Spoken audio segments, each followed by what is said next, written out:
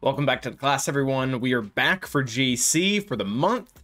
Not only that, but we're back for 3v3. It's been a long time since we've done this, so it's going to be very rusty. It's going to be a little bit difficult, but we are playing right now in the top 1,000 in the game. And on top of that, in our grouping, not our current opponent, but in our grouping, we have end-all be-all himself. So this is really like, I will be very sad if we don't get a match with him, either by losing or by winning. I want that match. I think that would be a lot of fun. I've never gotten to go against anyone at the Gambit, so I'll take end-all. Well, end-all will probably take me, but that's besides the point. But yeah, so today we're going up against Riot. He's actually, as soon as we got matched up, he went in and commented on one of my 3v3 YouTube videos saying good luck. So good luck, Riot. Appreciate the sportsmanship, but he does know who we are. So that does add a little bit of layer into things. But before we get into what we put on offense and defense, let's go ahead and look over rosters a little bit here. So yeah, you see end-alls over there. Zoom in a little bit more here. And he's got a risk rating of 78. He's got 269 more relic levels. Nice. But I think I mentioned this last stream or last video. We're starting to get into that period where if we keep winning, we're just going to start running into guys who have 400, 500 more relic levels than us. So we're out of our normal 100 to 200 range. We're getting up to 250 now. He's got more GP. That doesn't really matter. Mods, we actually haven't beat on mods at pretty much all levels, it looks like, even 6 dot mods, which that's usually the one I'm lacking. Not by huge margins, though. It looks to be mostly my plus 25s as well. Like, the gap is about the same throughout all of these, so that's kind of nice. GA Omicrons, we have the same ones, and like I said, this meta is really starting to settle. It'll be cool to see First Order TIE Pilot kind of mess with that. But yeah, he has Starkiller, and he has all 6 GL, so pretty much our standard opponent, they have everything we have, plus Starkiller, plus Rey. And really, I made a lot of comments to this last season. I feel the loss of Raddus more than I feel the loss of Rey, but that's kind of besides the point. Let's go ahead and look at our offensive defensive strategy.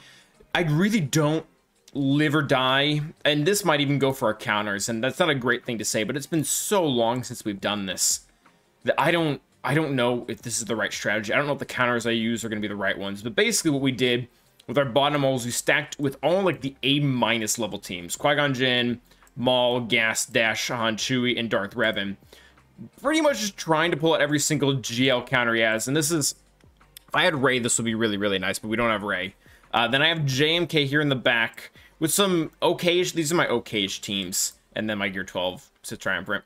That's there. Yeah, Rey would be really nice here, because then if he doesn't hold 2 GL counters and he uses them to get through the bottom stuff there, then we're fine. But really, almost every single GL in some variation beats JMK. So that's, I don't expect it to hold. As much as we're kind of betting on that, yeah, I don't know. Top wall is then our slightly better teams than the back wall. Standard Fin Poe actually took them up to relics for this. We have General Grievous, Nute, CLS. Good teams, but nothing special. This is actually a team that I added that isn't in any of the YouTube videos. I really wanted to use Zam, and Boba has a lot of thermal synergy in here as well, and he also likes to gain speed when his opponents get debuffs. So what's going to happen, and this isn't super great, mostly because there's no tank. Zam's going to go ahead. She's not going to get as much speed, but she's probably still going to be around the 360, 370-ish area. She's going to throw out her thermals. Hopefully they land. There's no guarantee that they do. If they land, then the whole team gets 45 speed, and hopefully someone just clocks something wrong and they just get run over. But there's no, I'm not gonna live or die by that team either. Ships are sticking with our same old strategy. It was working for us really well towards the end of last 5v5, and that really doesn't change. And then his defense, guys, I don't know what I'm gonna do here. I mean, I have a rough idea. Like, I'm pretty sure we can get away with C armor here, and then SLKR Watt here, but like I just don't know about some of this stuff. Like, it's never fought that team before, never fought that team before. This one we have. It's just a lot of unknowns. So hopefully we learn a lot from this. Hopefully even if we lose, we come away with some extra knowledge. And they have teams up here. Nothing super like going to just wreck us, but at the same time also nothing super easy. So let's go ahead and get to our attacks. And let's get to those attacks now. So we're going to be starting off with one that I was pretty confident with, and that's SLKR versus Lord Vader, trying to take out these top teams on the bottom wall. And we took poor Gar Saxon here, just because I wanted to make sure that we had some type of tank, dark side tank, that would help split the hits with Maul, because I was slightly afraid. I don't think it actually would have been enough, but I was slightly afraid that Maul would have used all 5 stacks of his big hit right on us, on SLKR, with ignoring Watt, and then just kill us. So we avoided that, and then you'll notice that we went ahead and siphoned directly on Maul rather than doing it on a stunned royal guard. And the reason why I wanted to do that was because of what just happened. He has a massive amount of offense, and even on the Lord Vader team, like, he can very, very well kill a GL with all 5 of those stacks if he gets them all out on a single target. So we continue that trend. We keep on siphoning Maul, trying to get his offense as low as possible, because as you can see, he's at 5 stacks of Anguish again. He just completely unloads everything on us.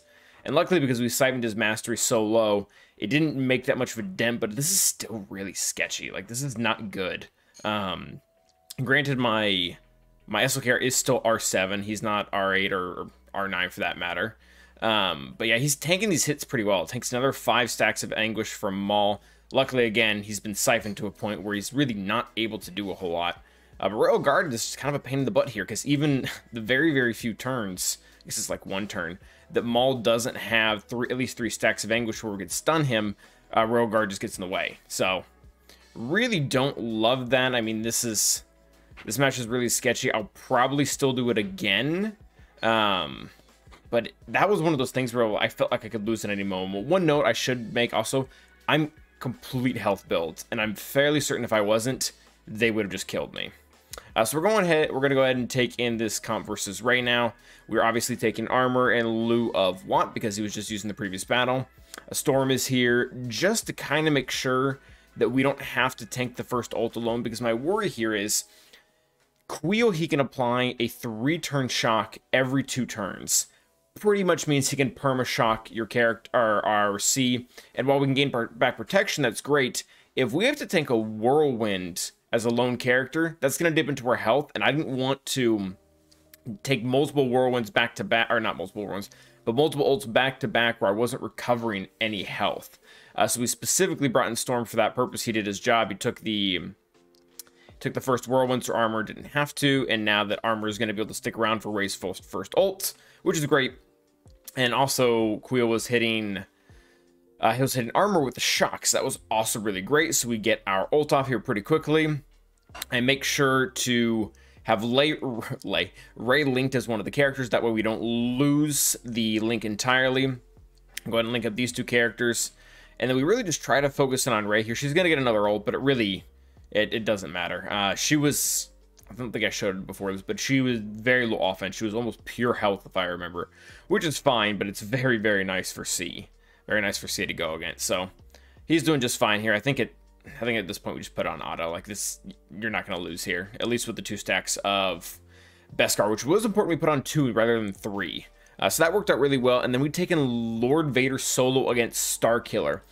And I had a few reasons why I thought this would work before we went in. You know, the dots should just eventually eat them alive. The team doesn't have a cleanse because they don't have Starkiller's Omicron. They'll probably take a long time to get ult. It just didn't really seem super viable that they would really have a shot at Lord Vader. He's also R8. Although, to be fair, this is a very good Starkiller team. It's like, I think it's an R8 Starkiller or something like that. But you can see here, like, they're getting through us. They threw the ship down on us. That actually didn't really do that much, but getting healed all the way back up. And our dots just aren't doing anything. This is a misplay, by the way. We should not. I got some half information from the chat, and this is also just me not knowing Lord Vader's kit very well. But we went ahead and used that before was 100% charge. We should not have done that because we're still shocked, and I guess we're still gonna have healing immunity afterwards, anyways. But yeah, this is just not going to be a valid counter going forward. Palp and Mara, they have stacking protection between each other, not to mention all of Palp's normal protection. So the dots are just never going to get to him. The shock is really, really, really bad for Lord Vader because he can't recover anything once that's on. Just not good. So this whole match, and this is just going to be a theme for the first week of 3v3. Hopefully not the whole month, but I just felt very lost here. So I wouldn't even call this tilt, but we're like, all right, I don't want to mess around with this. I don't want to just throw a bunch of teams at it and watch it eat everything. So I'm like, all right, well, let's just send in JML. Let's give him 2 attackers so that we can burn people down really quickly. Don't regret that at all, because this team is so much better. I would even argue it's even better in 3v3 than it is in 5v5. just because of what they did to his Omicron when he's went in 3v3. He gets all those special abilities in his unique, even if he's alone or in a 2-man now. So that's really, really bad. Like, I've heard of Starkiller just going in and soloing entire teams because he gets to keep all those bonuses. So we go up against this Darth Revan team here. I felt pretty cool being able to do this one again. I'm really glad that this counter still works, at least to some degree. So we don't get the fear landed on Vader despite him being faster. We still have all the negative debuffs for... negative debuffs, I guess, kind of redundant. So we make sure to force crush there so we don't waste our cull. We do cull Darth Revan right out of there, so that was really nice. We don't have Corrupted Battle Meditation here, so that's also super cool. So we were just able to fracture him, because at this point, just kill Bossk the Sean Fallen, and then just kind of control things from here. So we're going for the ability block. I don't want to crit him, and I don't want to put a dot on him. And we can't go into Merciless Massacre, so we just go ahead and basic him, go ahead and get the stun there. And this is going fairly well. Not quite sure how long this is going to take. We do just go for a Culling Blade on him. Doesn't do nearly as much as I want to. And there's no real stacking offense or anything like that in this team, so I'm a bit worried. But yeah, I don't know. I think with L3, the reason why we took L3 over, say, Shore Trooper, because we actually did have Shore Trooper available, just because the L3's taunt is a lot more consistent. She's able to do it pretty much the entire stinking match, where Shore is very limited in that regard. He doesn't get it out nearly as much. And the 8 speed also wasn't a qualifier to get us ahead of Bossk the Sean Fallen, so didn't really want Shore for that. Yeah, so we're getting things down here, and I'm really, really hoping this kills him. Because if it doesn't, then we just got rid of our ability block and the stun and everything. He chose not to kill Thrawn, so that was really nice. But yeah, I think this is going to be solid. I think L3 definitely kind of hones it in. I think you can probably do it against lesser teams with better RNG with Shore, but I really like that. And then this was fun. So, I mean, I don't know when Wampa isn't fun, but we had to really big brain this one here. So we specifically don't Icebreaker the very first turn. This is very contrary to what everyone does against every other team, and probably for good reason, because for whatever reason, Dash always does his Irresistible Daze on his second turn. I don't know why against Wampa. I don't know what the... Anyways, doesn't matter. He always just does it. So we specifically save Icebreaker not only the first turn, but every turn after that until right after he gets his big hit. So this is really, really good, because that way we're able to get a bunch of turn meter, and Wampa's able to function exactly like he's supposed to function, and that's countering to gain turn meter, and then getting turns to get his offense, and then eventually just one-shotting the entire team. So that process, again, it repeats. You can see that I'm ignoring the Icebreaker multiple times. It looks like, yeah, for 2 turns on that one, specifically so that we can keep it as our cleanse, and it just works perfectly. So that was really, really nice. Trying to target Vandor as much as we can, just because our kills mean nothing if they're not against him. So, because this is Omicron Dash, which I guess this is probably like the only team that Omicron Dash is getting a use out of the Omicron with. Because I've been running with Han Chui, but I don't think they do anything. Yeah, I don't know why we hit Dash there. That was dumb. Don't do that. But yeah, so they're L3 just, I mean, there's a lot of survivability in this team between Vandor and L3. The revives, of course, are annoying. But on top of that, L3's heal, also very annoying. So I'm not too worried, because we're dealing decent damage through most of this, and we're getting kills. We're just not getting them necessarily on Vandor. But I know we're getting close to the point where we'll be able to 1 or 2 shot him, which is really all we're gonna need, so this doesn't time out. And there it is. There were enough dots out on the field that we were able to one-shot him, and then it just, yeah, very, very easy rest of the match. So Wampa took him down, and now we got into the back wall, and this is, I don't know if this is lucky or good planning or what, but no GLs, which is really good, because not only did we burn all of our GLs in the very first match, or the very first wall, but we also burned all of our non-GL counters, all 2 of them. So this is... We're using Bad Batch against First Order here, and we got a little bit bad RNG. I didn't actually check the Hux tenacity, so I don't know how much bad RNG that was, and how much... maybe this was just stupid. But we went ahead and took in our Bad Batch against this. The beginning was really, really rough with the cleanse and the 2-turn stun. Crew's just so good. He is just so good in 3v3. Yeah, we make a really good recovery, and then at this point, it really doesn't matter. I mean, he can stun whoever he wants. I mean, Echo is by far the most important character. It just doesn't matter. He's going to die.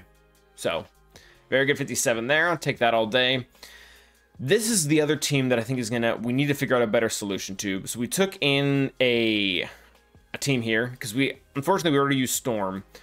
Probably should have used Shore over Death Trooper. I don't know how much of a difference. I really don't think that would have made much of a difference, especially with Mace here.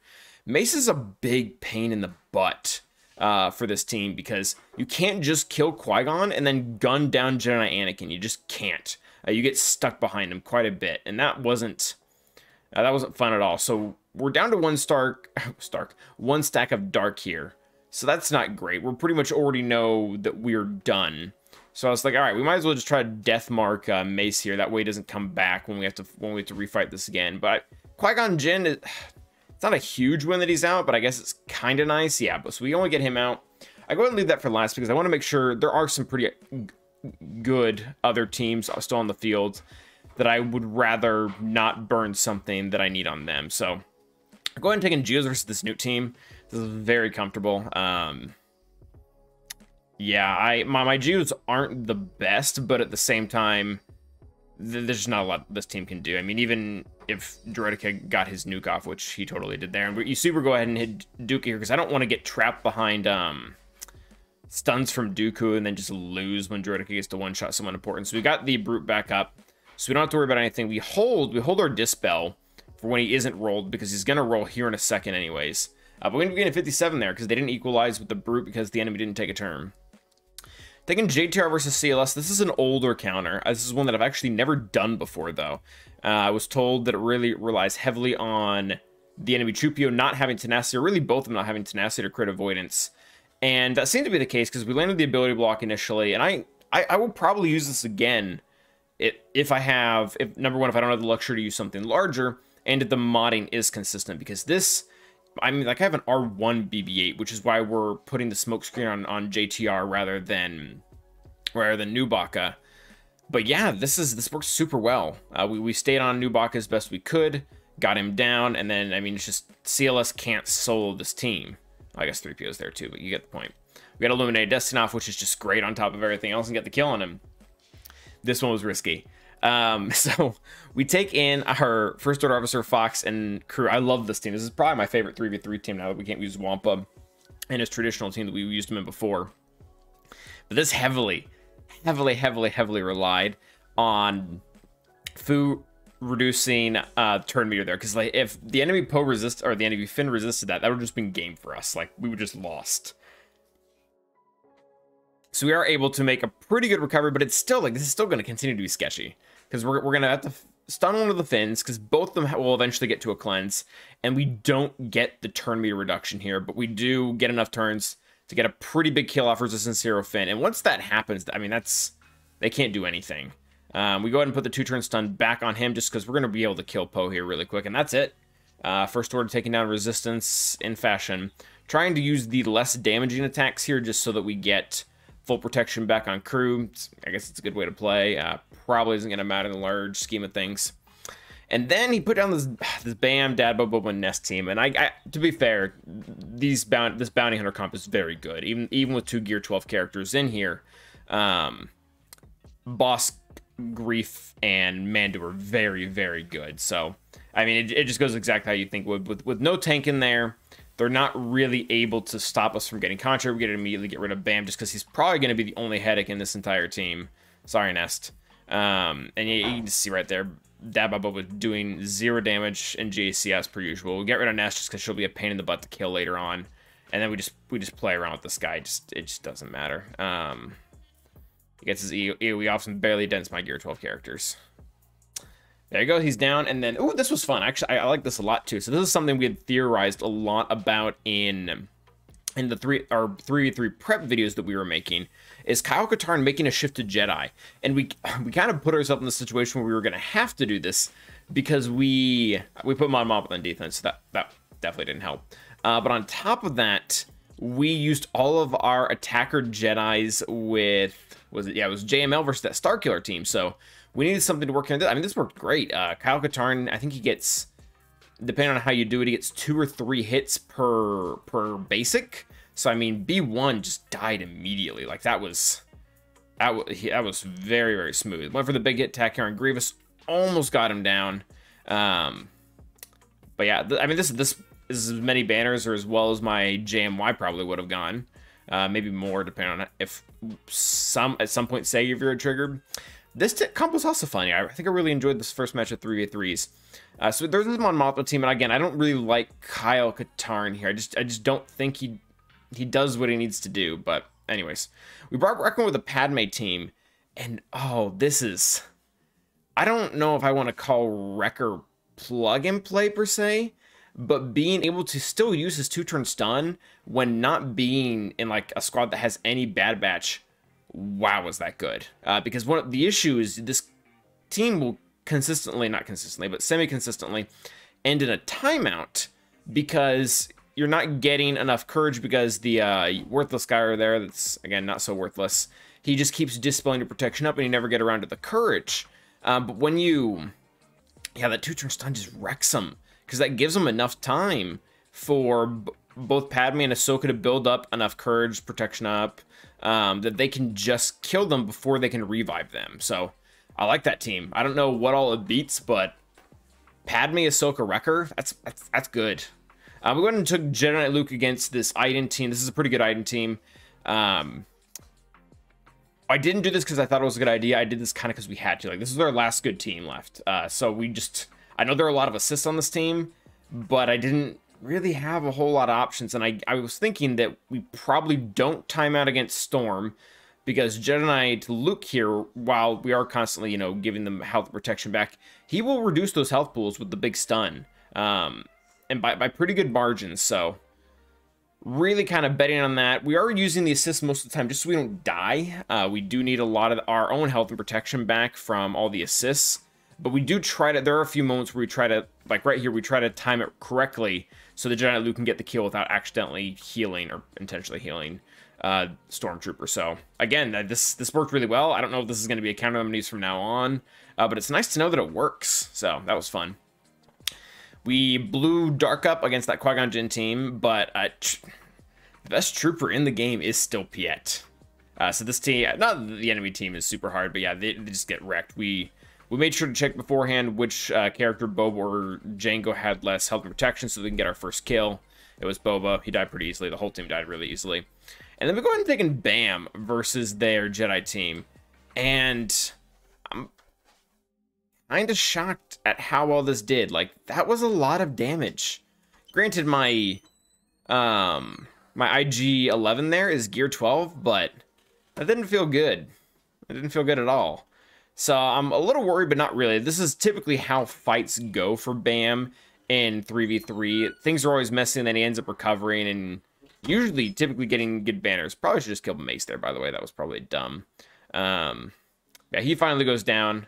We're able to consistently put damage meter on the characters, and we get it for 32. So got the Qui-Gon Jinn team down, but yeah, that wasn't great.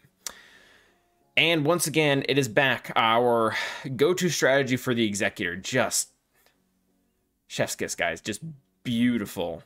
Just absolutely beautiful, this fight. So we get the burner perfectly, get rid of all the TM, get rid of all the stuff.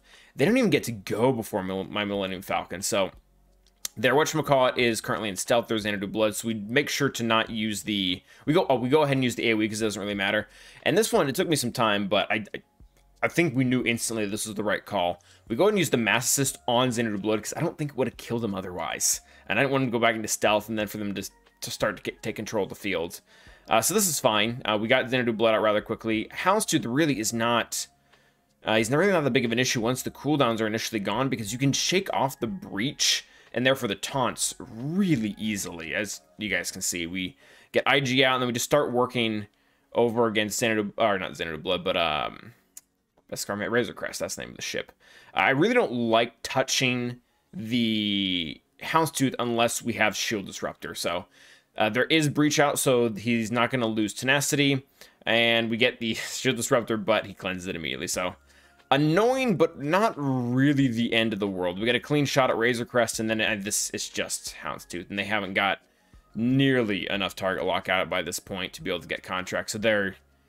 Despite killing our Y-Wing, they're not winning this. So yeah, we dispel Houndstooth again. Actually, get to bring in Wedge here. This felt pretty cool. I liked this.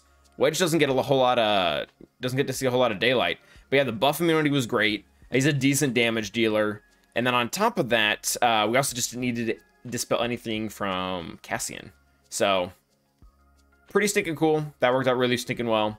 Then we go ahead and just take our malevolence against Thrawn with their type prototype. Really easy, this fight. We've done it multiple times. We go right after their... I typically want to go after the Sith Bomber. Like, that's what I want to do. But just because of how the taunts work, you're forced to go after the bomber first. Or the TIE Bomber. And he just dies. So, man, like, I'll take that. I'll take that every day. And then it's just one of them. And, like, both of the other two ships are pretty crucial. So Spy comes in. And regardless of which one he gets to nuke, they're now at a huge disadvantage. Because the prototype, really the whole fleet, but the prototype especially really wants Vader to be there. And now Vader's not there, and they're all alone. So that's great for us. They do bring in Shuttle, and Shuttle's really annoying. Typically what happens with this fleet is we win every single time, but they always get like a... They always get like an FU kill towards the end with the ultimate. But they didn't this time, so that was cool. Finally taking in Finalizer versus Raddus. This battle, I don't love this, but it's fine. Like, we do it every time. There is a certain element of RNG here where if the enemy team just decides to dodge too much, which in this team is more relevant because of the amount of evasion up they have. But if they just decide to dodge after dodge after dodge after dodge, you just lose. Like, you're not going to win that. And I'm a little worried here because, you know, they keep dodging, and we're not doing a whole lot of damage. We're not really making a lot of progress here. We do make sure to use the AoE, so the Foresight can't be used as damage for the Millennium Falcon when she gets her big hit, because I'm really worried she's just going to nuke everyone, even in stealth. So... Again, not great. She doesn't nuke everyone, so that was really, really nice. Really appreciated that. Go ahead and pass turn meter to those two characters because we have two characters open. And then from here, it's probably going to be okay. Our silencer isn't out in the open. We're getting clear shots at their Millennium Falcon. So even if they decide to be really terrible, and that was dumb. I should have played that differently. We passed turn meter to silencer there. And then used the big hit while they had Foresight. Just dumb. 2 dodges in a row. That sucked, but what are you going to do? Pass back around to silencer, 3 dodges in a row. That also sucked. But yes, they kill our tank, and I should be getting that to 5 stars before next week, so hopefully that'll help. We do get Poe out of there, which is nice, and then I just call in this little guy just to get rid of the Foresight so that silencer can go to town on him. And yeah, goes pretty stinking well. We're able to take everyone out, and with everything down on his side, we end up walking away with the win here. So this was really, really nice. I was a little worried just with the amount of fails we had, that just from not knowing how 3v3 works, which I guess is everyone right now, we were going to take the L there. But we didn't, so that was really, really cool. Ultimately, with ships that did hold up, so that was nice for us. They dropped 2 battles against Executor. I'm almost sure this was a first order fail. No idea what happened elsewhere. But what's also kind of reassuring is we beat him on the ground too. So we had our two drop battles on ground between Qui-Gon Jinn and Starkiller. But he ended up dropping against our Qui-Gon Jinn, which is also reassuring. And then he also dropped on our Hux team, as well as one other. I'm trying to remember who the other one was. Hux, and then I think there was one team up top. So we beat him in fleet, we beat him in ground. Overall, it went really stinking well. So, oh yeah, it was the Boba team. Yeah, I'm gonna keep placing that. I like that team a lot. So overall, pretty good match, guys. 3v3 is back. It was fun. We do not have Endall for the next match, which kind of sucks, but there's still a chance that we get him some point in here. So we'll see you guys next time, and until then, stay awesome.